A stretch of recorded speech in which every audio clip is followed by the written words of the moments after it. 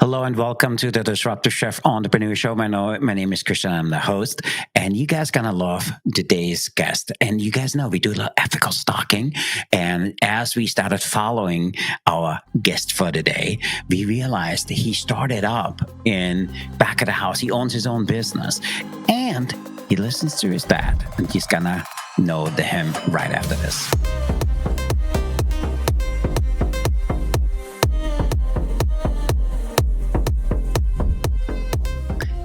Hello again. My name is Christian. I'm the host of the Disruptive Chef Entrepreneur Show, and you guys gonna love today's guest. His name is Ashal, and what I love about him, and let me a little brag about him.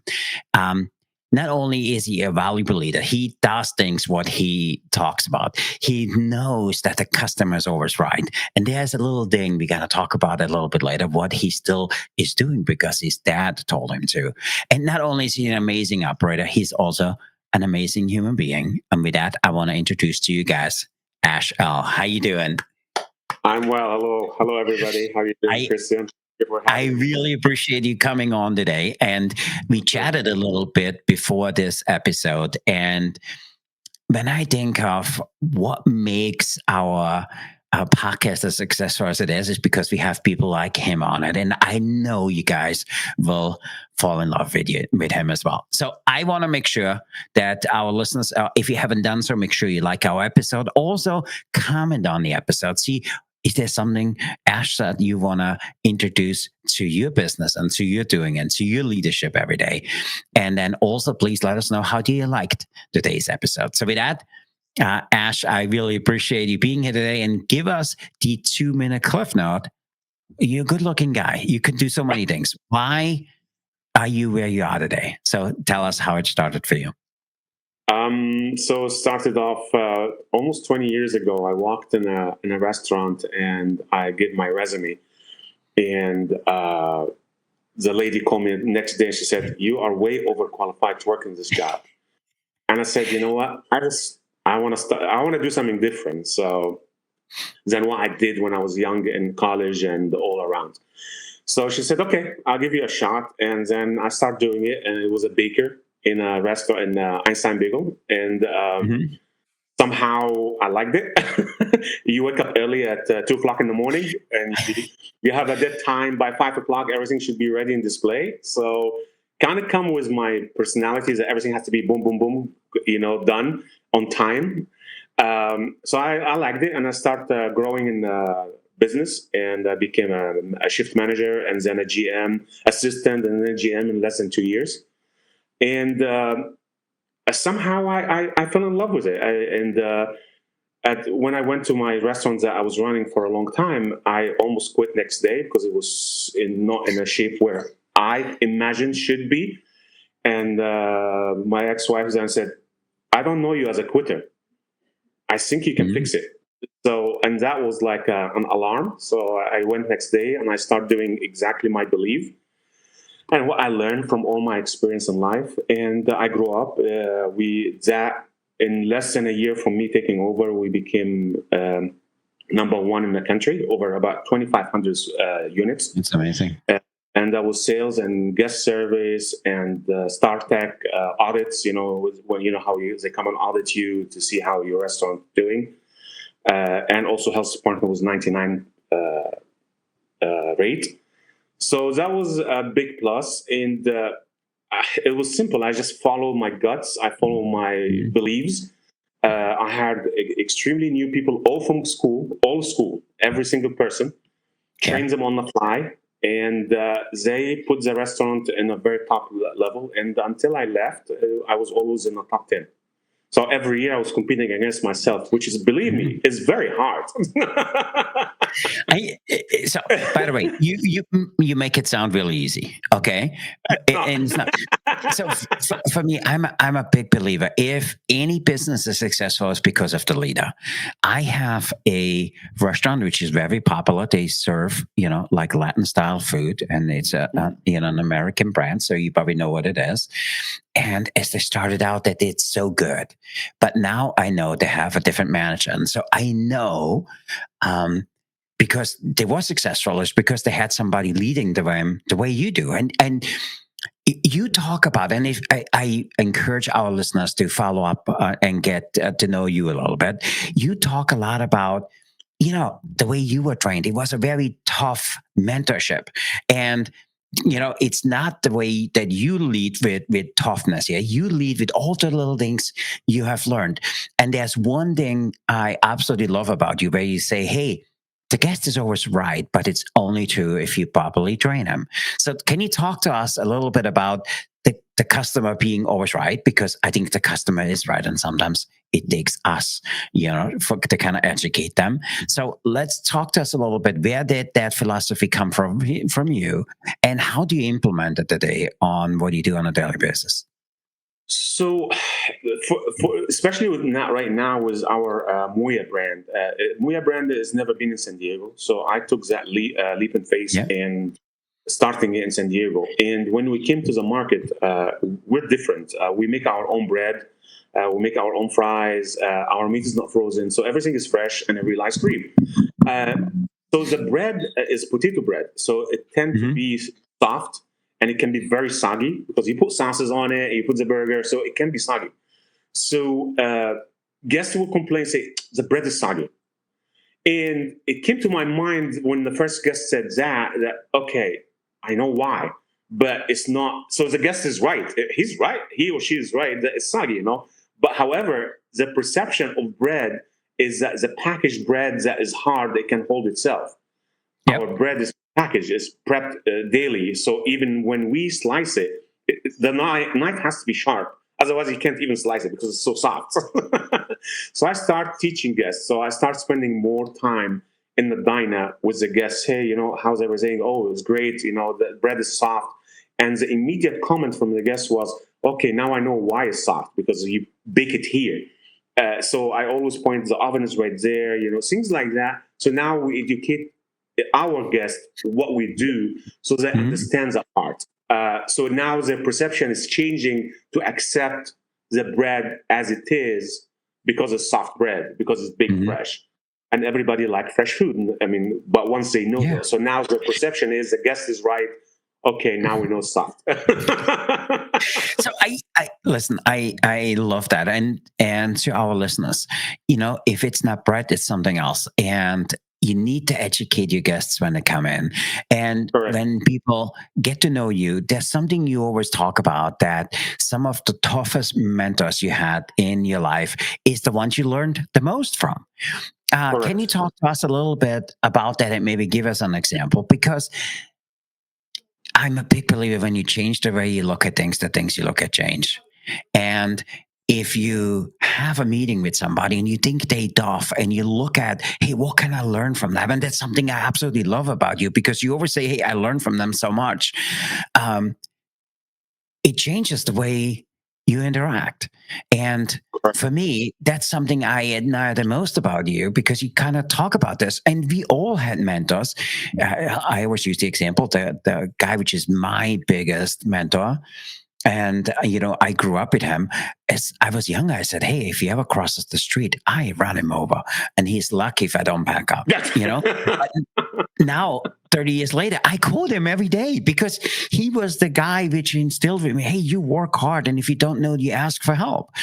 And as younger people, we sometimes don't know that. So talk to us a little bit, because I love that philosophy about you, that the toughest mentors you had, you learned the most from. So give us some example, and how did that shape you?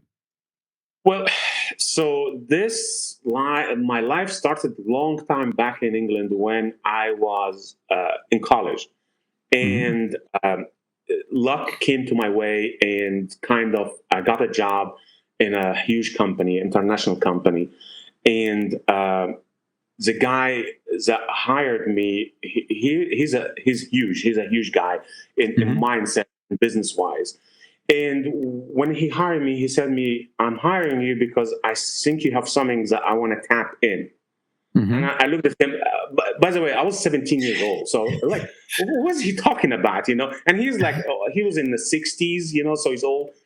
But again, that comes from the back of my family. You have to listen to people, watch what they're saying, and learn from it. So my mom and dad always taught me that.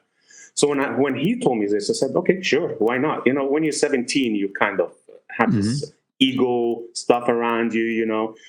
So we start working, and he said to me, I'm going to give you the worst department I have in my company and put you to clean it. I'm like, huh? I'm not the cleaner. so, the Well, English humor. So I said to him, so what do you want me to come in next day with a broom? He said, if that you want, bring it. I was like, what? So anyway, so I started working. Now you're working with a lot of people in 40 and 50, and they've been in a job for a long time. So they know way more than you are as a yeah. 17 years old. And you have to respect that. So I respected that in them. And then I started watching for at least a month to 2 months. I started watching what they do. Where's the Mhm. wrong? Where's the waste? This company was doing million and million in dollars in Mhm. commodities. So it's not like one mistake and you lose at least $50 million in That's crazy. one thing. Mhm. So it's crazy. It's very dangerous. It's not, so not good for business. Yes. Yes, yes. So I start tapping a little bit and changing things, and of course, immediately nobody likes changes. No way, Mhm. you know. So they start being cautious, and I said, "Oh, who the heck do you think you are? You're 17 years old, coming in to teach us how to do what we taught you, you know?" So, Yeah. Yeah. yeah, you know. So I start changing things, and then they start really giving me a very hard time. Bear in mind, I was working from 7 o'clock in the morning. I go to college, I finish college, go to work. So I was working until at least 9 o'clock a.m., even beyond p.m. Sorry, Mhm. at night. So one day I was really upset. I was like, "What the heck? I don't have the experience to deal with this politics, you know." So I walked in to him and I said, "You know, hey, you know what? This is not really working the way it should be." He said, "Who says it's going to work as it's supposed to be?" He said to me, what's your position again?" So I told him. He said, "And what's their position?" So I told him. He said, "So they work for you?" Said, "Yes." He said, "Well, you better make it work then."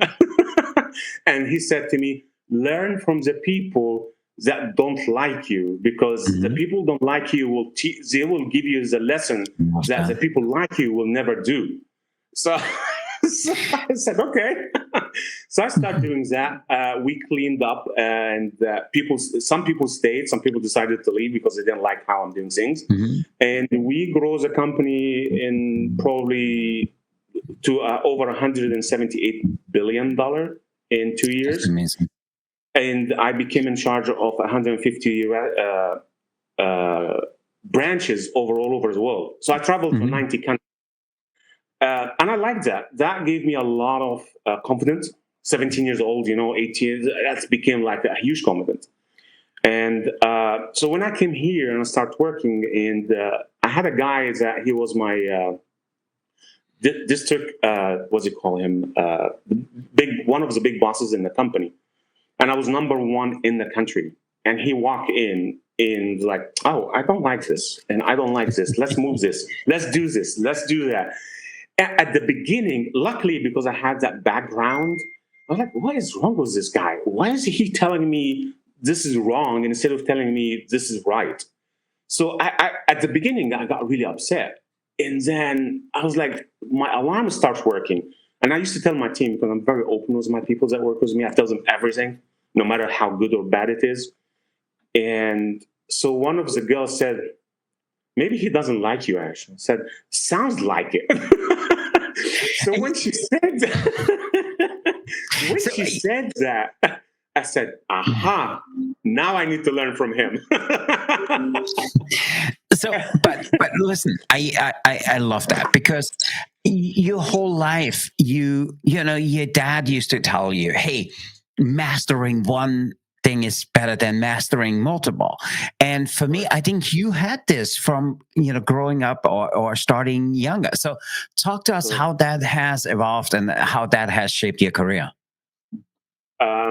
Again, between the time I was doing back in England and I went back home, and my dad, somebody offered me a different business to do. He was also Hmm. in commodities, so it's like something I know.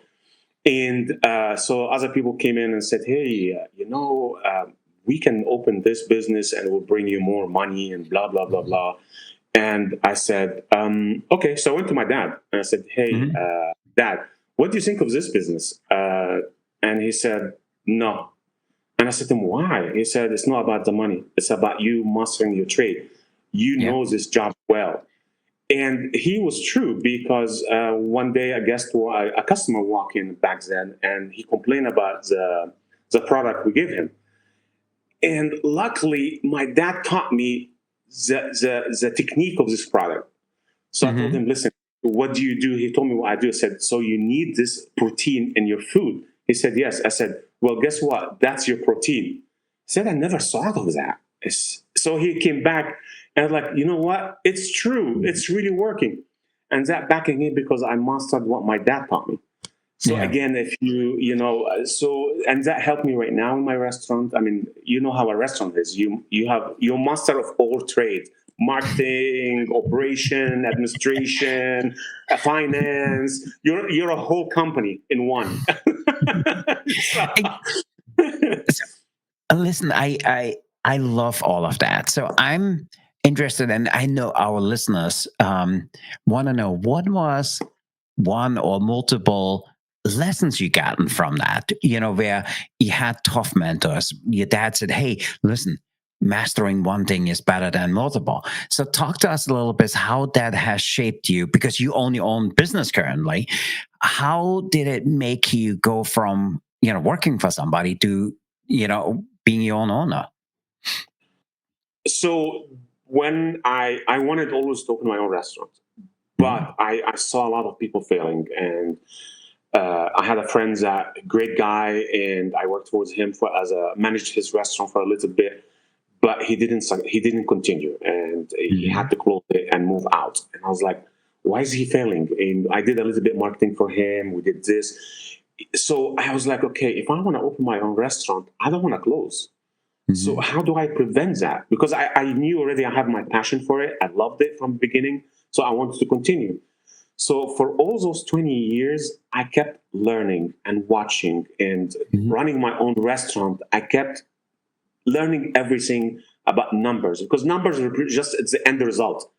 Your Mhm. P&L is the end result of what you're doing. It's not the beginning. So I always had, and I had good mentors as well. A district manager was me. He liked me. He will always kind of sit down with me, talk about numbers. So I Yep. immediately tell, what's my sales? What's my labor? So he tell me, Ash, I just want you to know that in the companies they talk about your numbers is always good. I said, okay, that's good. But so I kept focusing on that. So I used to open the P&L, and not a lot of managers do that, GMs Mhm. especially. I open it, just read it, and say, okay, where's this number coming from? And this way, when I open my own restaurant, which I know that's the end goal, it's the beginning of a different journey. Yeah. At least I know as much as I can, not to Yeah. be blind. Y- And believe it or not, even after I open my restaurant, I still learning. Every day I'm learning Mhm. something different, a different approach. How do I cut costs? Cost is the most difficult thing in the restaurant business right now, Mhm. especially in California. So I'm listen. You make it sound so simple, and there's a lot of our listeners currently in. Okay, he was lucky. He worked in this thing, and now you say, oh, his numbers were always good. He's just been lucky. He had good units, but I honestly believe that comes. Not just from the way you were raised. And for me, what I love the most about you, you have that learner's mindset. And when people get to know you and follow you, they will realize that that's who you are. You have that learner's mindset. And for me, what I love about it is what you just said. My restaurant, I learn every day to make it better. Not just make it better for my customers. And for me, that's amazing. And a lot of our listeners here, they want to have their own restaurant. They want to have their own business. And I hope they walk away from this conversation that it doesn't matter what you do. You need to have that learner's mindset. And that's for me, it's just one of the biggest thing I absolutely admire about you. So where did that come from? Where did you learn it? Is there something you learned by, growing up, or was it through those tough mentors you had? So where did this learner mindset come from? My dad. My dad is the one. He. So the secret sauce in any business is not just you; it's the people that work with you, not for Hmm. you, because it's completely Yeah. different. Work with you. And I believed in that. Everybody that worked was my dad. Loved him until he passed away, Hmm. and they cried when he passed away. And I know that because they called me and they were really upset and sad. And that's the reason, because he really treated him like a family, and accordingly, I did the same. And in my restaurant right now, I treat my people like a family. Yes, it's a business. Yes, we have Yeah. rules. Yes, we have all this, but they are people that want something out of you, and it's not Hmm. just the money. You have to teach them. You have to change their mindset. I It's a understand. mindset again.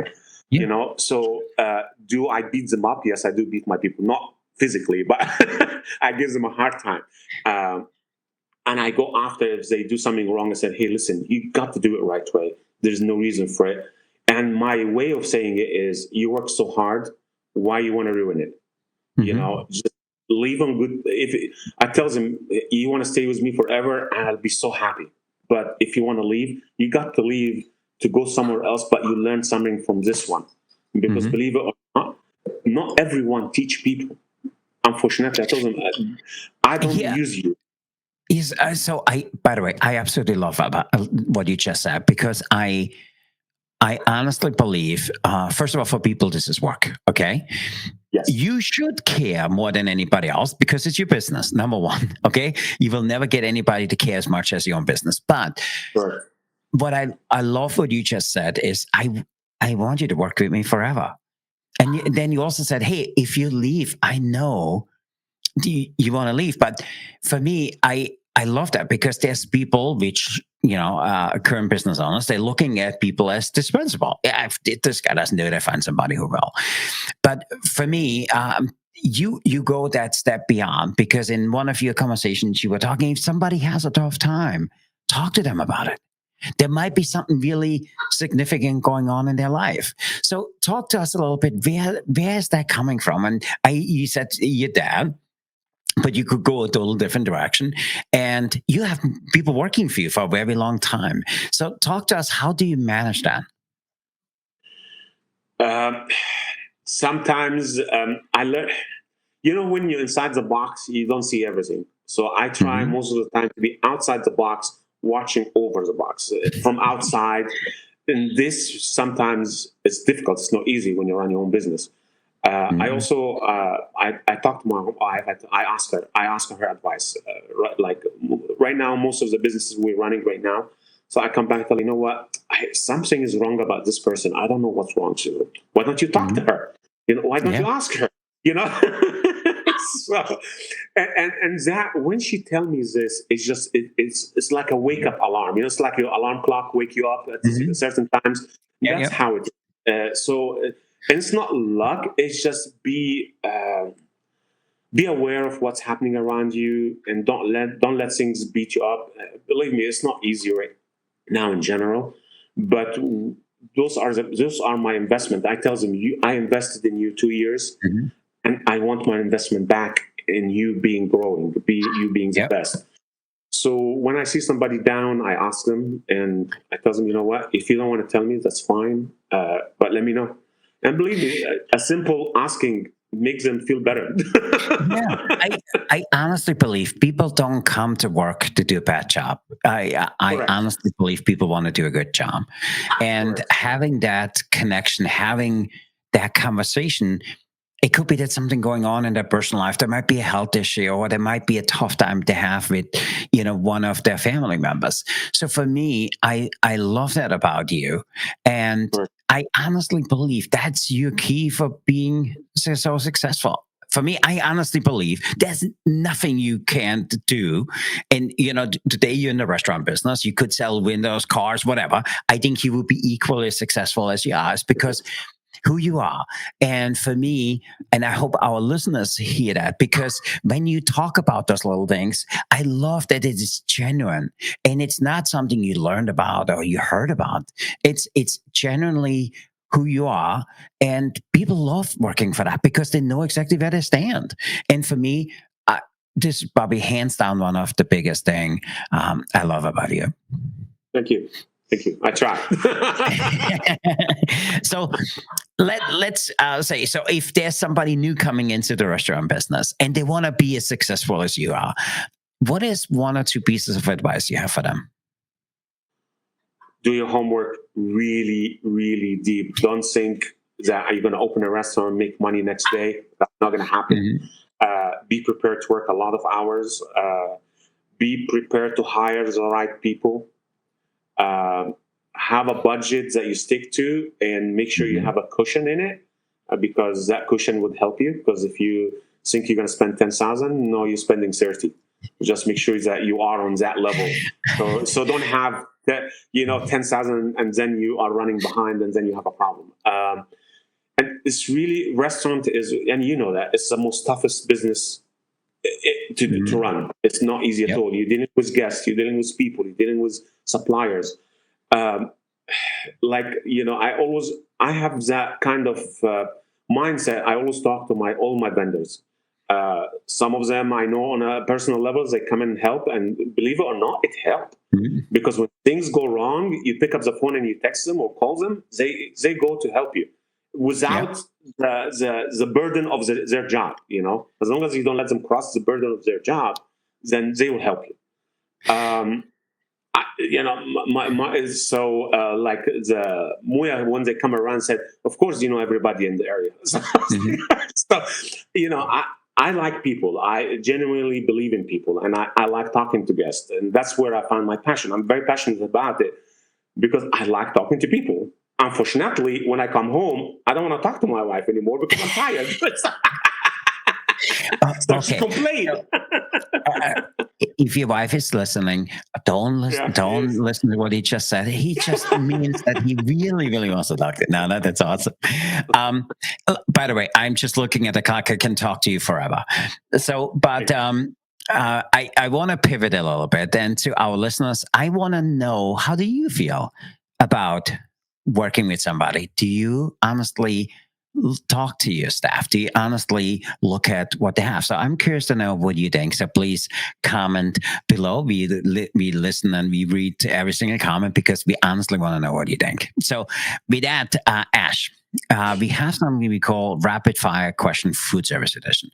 Before we play that, what is one word of wisdom you have for somebody who wants to go into the restaurant business today and who wants to be as successful as you are? You got to be crazy to do it.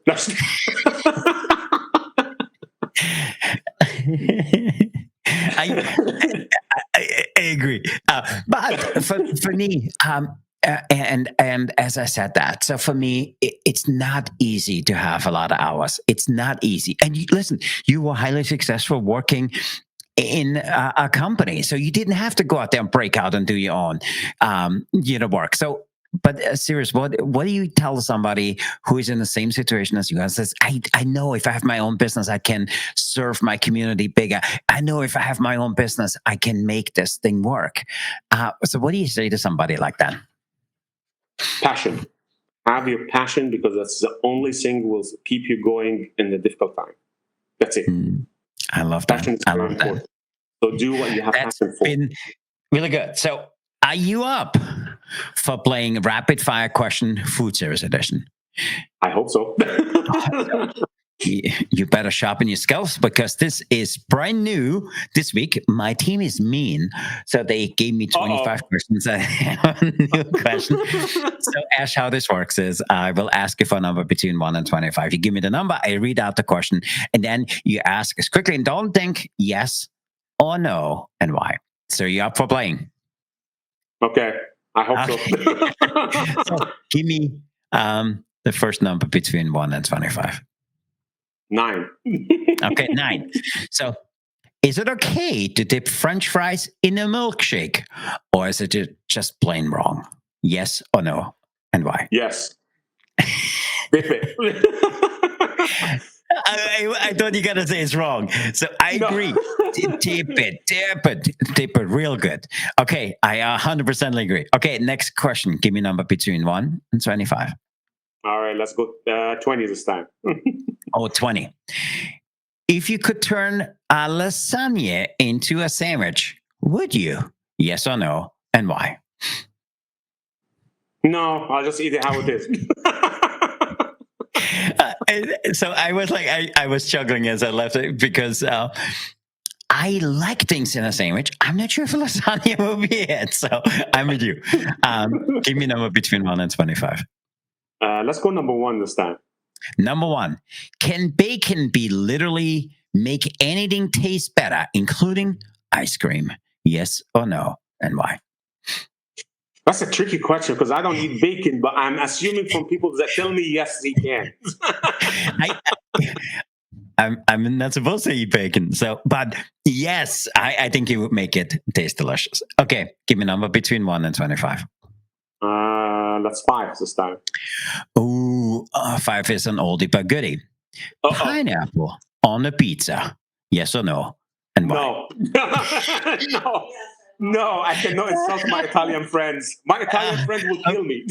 Oh, there's a movement. Bring the pineapple back, and I'm with you. But you know what? And My wife just said yes, she love it on pizza. in this case, yes, bring the pineapple back. Okay, give me last question between 1 and 25.